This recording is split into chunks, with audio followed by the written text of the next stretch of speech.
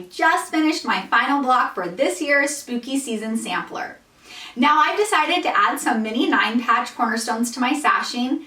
Adding these is a quick and easy way to bring some extra added interest to your quilt top, especially if you're working with solid colored sashing. Let's jump in and get started. As I was starting the final block for the sampler, I was getting worried I wouldn't have enough fabric for 9-patch cornerstones, so I was saving all of my scraps as I went, and luckily I have enough.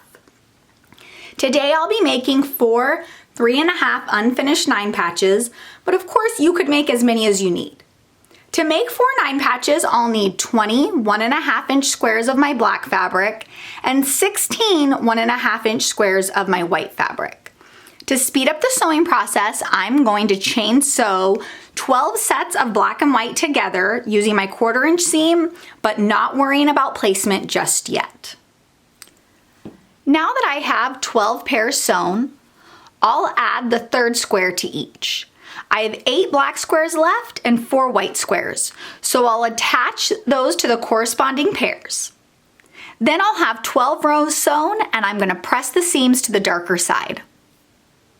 Here I have all 12 of my rows sewn and pressed to the dark side, and I've laid out how each block is going to look.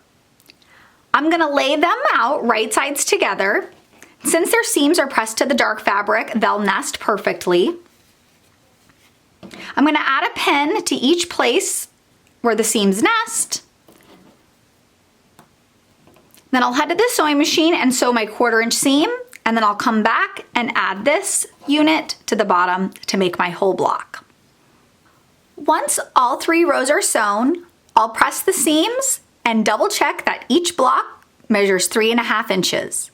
And just like that, my mini 9 patches are ready to be added to the sashing, and I can finish putting this quilt top together. And here it is, the quilt top all put together with those mini 9-patch cornerstones. I am so happy with how this turned out. This is last year's spooky sampler, but this year's will be available starting October 1st. I'll drop a link below so you can sign up to get this year's patterns emailed to you for free through the end of October. And as always, don't forget to like and subscribe for more tips, tricks, and quilting tutorials. See y'all next time!